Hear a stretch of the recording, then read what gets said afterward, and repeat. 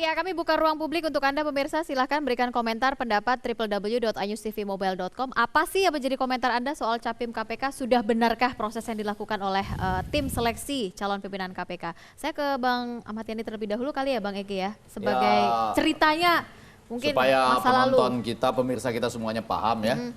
Ini Pak Ahmad Yani tersisi di babak penyisian grup apa 16 besar apa semifinal? Jauh lagi. Jauh. Di awal-awal. Di awal. Jadi di tahap berapa? Tahap kedua. Yaitu tahap penulisan makalah. Oke. Kompetensi makalah. Bagaimana ceritanya? Boleh. Ya, saya ujian kedua, ya kan. Pada itu 194 orang yang ujian. Memang pada ujian itu penulisan makalah dan makalah yang sudah dibuat sebelumnya. Nah, saya tidak tahu kualifikasi yang penilaian kan. Ya. Dan pada waktu penulisan itu memang saya tulis saja karena saya baru dari sakit kan. Menulis nggak bisa, saya bisa pakai komputer atau tidak laptop karena memang tidak disediakan kan laptop. Saya hanya buat aja tulisan saya, makalah saya sama persis, pikiran-pikiran yang saya akan tuliskan sama persis yang pernah saya tuliskan di makalah sebelumnya. Dan makalah sebelumnya itu saya masih konsisten bahwa perlu ada perbaikan di institusi KPK dan perlu perbaikan di undang-undang. Ya itu misalnya secara normatif perlu ada perubahan undang-undang. Pikiran-pikiran dan sikap saya selama ini di DPR sama undang-undang ini banyak problem, banyak permasalahan yang sekarang ini terjadi. Saya tunjukkan di konsistensi saya membuat makalah itu. Walaupun teman-teman saya mengatakan bahwa dengan makalahmu itulah maka mengantarkan kamu untuk tidak lulus kan seperti misalnya itu. Mau bilang apa dulu pernah bilang di sini kalau tidak melaporkan tidak ada sanksi. Oke, harusnya ada sanksi. Harusnya ada sanksi, ya kan. Terus ada dewan pengawas. Dan KPK itu siapa yang mengawasi KPK? Nah, itu saya lebih menggunakan dewan pengawas dengan kalau orang yang tidak memberikan laporan tersebut, apa sanksinya? Ya kan nggak ada sanksi apapun. Nah perubahan, sedangkan perubahan itu sudah dilakukan melalui judicial review selama ini melalui MK.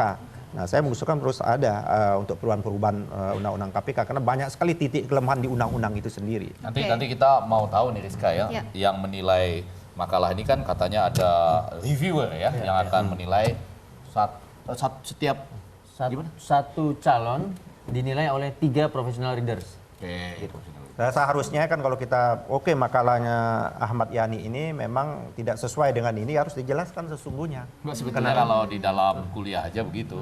Orang kalau mengembalikan ujian itu dikasih tahu. Anda dapat A, B+, apa B-, tanya aja mahasiswa-mahasiswa itu. Karena yang ini yang benar, yang ini tapi masalah masalah yang lebih sebenarnya. Ada orang yang sebagai saya dikemukakan dari Febri, ada orang yang tidak lulus dari sejak awal seharusnya.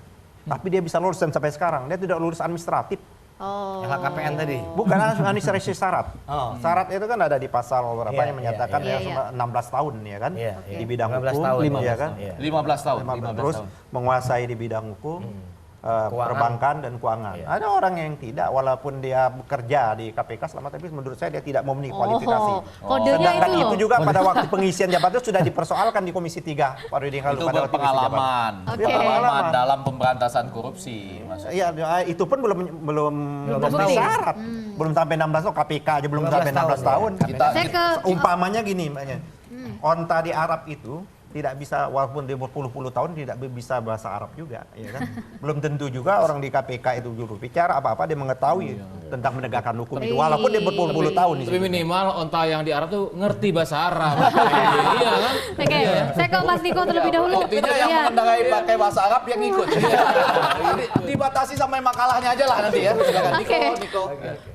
Kalau Mas Niko sampai mana tahap apa lolosnya? ini? Sampai tahap 3. Tahap 3 ya. Lebih maju lagi.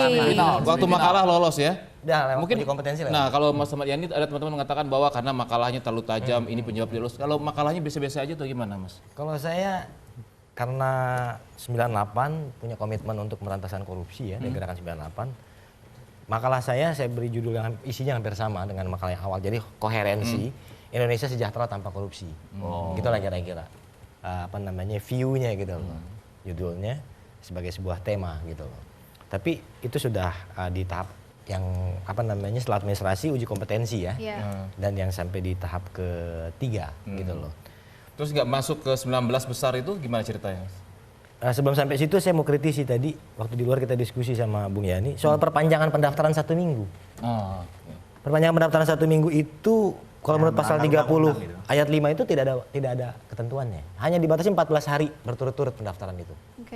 Jadi tidak ada perpanjangan, tidak ada leeway. Undang-undang tidak membuat leeway. Jangan-jangan ikut pilkada trennya. Jadi kalau calonnya masih bukan maksud saya ini panitia seleksi yang akan menetapkan sebuah instrumen penegak hukum, orang-orang yang akan berdiri menjadi penegak hukum pemberantasan korupsi tapi melanggar aturan yang dibuat oleh undang-undang gitu loh. Tanpa ada excuse yang jelas. Cuman dia bilang karena ada yang kurang syarat administrasinya sebagian. Biar ditunggu dulu untuk memenuhi itu. Loh. Bisa begitu rupanya gitu loh. Bukankah kalau kita memperpanjang SIM telat harus didenda? Ada nggak masa perbaikan administrasi? Tidak ada. Jadi ada proses nego di situ. Tidak gitu ada. Ya, nego waktu. Nah, terus disebutkan juga untuk transparansi ada waktu 1 bulan tanggapan masyarakat. Ya. Gitu loh. Tapi itu pun sekali lagi panitia seleksi mempersoalkan. Kok seolah-olah ada mobilisasi, seolah-olah ada dukungan yang luas untuk calon-calon jangan melakukan tindakan seperti itu loh. Kenapa membuka ruang tanggapan masyarakat? Kalau orang tidak boleh berbondong-bondong untuk memberikan tanggapan. Tanggapan itu ada 3 kategorinya. Di web mereka nih gitu loh. Positif, netral, dan negatif. Kenapa dia keberatan dengan tanggapan masyarakat yang banyak? Gitu loh. Apakah mereka tidak memeriksa itu dengan baik gitu loh atau hire lagi orang secara profesional? Harusnya hore makin banyak makin justru bagus itu. Ya, karena tapi ini maksudnya supporter Mas, jadi menuju kepada satu calon aja. Ya, gitu. tapi apakah yang menjawab itu mesin atau tidak itu kan bisa dilihat, bisa dikontrol. Kalau dia apakah ini mesin yang menjawab atau orang yang menjawab? Apalagi kalau dalam bentuk surat kan gitu loh. Kalau keberatannya Mas Niko ya nggak boleh disebut keberatan dong. Setiap orang kan boleh dong menyampaikannya. Jadi dari 48 ya menuju ke 19 terakhir itu. Anda yakin tahu persis nggak apa yang membuat Anda tidak masuk lagi ke tahap selanjutnya? Di profil assessment itu, ya teman-teman sih banyak yang, kalau saya ceritakan banyak teman-teman yang tertawa. Seperti apa profil assessmentnya? Kami disuruh datang jam 7 pagi, dimulai jam 8, berakhir jam 10 pada hari pertama. 10 malam. Apa yang dilakukan gitu loh? Psikotes. Apalagi ya dan sejenisnya gitu loh. Segitu banyaknya soalnya, ada ribuan kira-kira yang saya ingat gitu loh. Apalagi ada pembuatan makalah 1 jam terakhir untuk pembuatan PowerPoint 1 jam terakhir untuk besok dipresentasikan gitu loh. Jadi kita break keluar lagi masuk lagi gitu loh. Terus ada tes bahasa Inggris juga. Ada juga senior yang tertawa. Emang KPK urusannya apa sama bahasa Inggris? Nanti kalau ada rapat-rapat KPK internasional gimana? Oh iya. Apa sebatas dia bilang kalau yang menjadi masalah. Anda kan suruh saya tertawa jadi saya tertawa. Bukan. Yang jadi masalah kalau pimpinan KPK nggak bisa bahasa Indonesia. Senior saya bilang bisa jadi begitu, kalau dalam penyadapan ternyata bicaranya dalam bahasa Inggris. Oh, money, yes, money. Kalau ya kan nanti kalau KPK-nya bingung nyari di kamus gitu. Terus seorang kawan lagi bilang, oh berarti setelah itu nanti hari kedua apa? Hari kedua lanjutkan lagi itu saya bilang ada tes model MPPI, soal model psikotes tentang kestabilan jiwa dan lain sebagainya. Oke, terus apalagi di asesor 2 kali, 1 di wawancara, 1 lagi yang presentasi PowerPoint itu gitu loh. Yang hasil kemarin terus Anda yang 1 presentasikan. jam dipresentasikan. Terus teman-teman juga bilang, oh kalau gitu setelah itu nanti nego gaji dong. Karena kayak orang cari kerja, karena melamar kerja gitu loh. Karena tahapannya kayak begitu tuh modelnya gitu loh. Psikotes, bahasa Inggris, segala macam.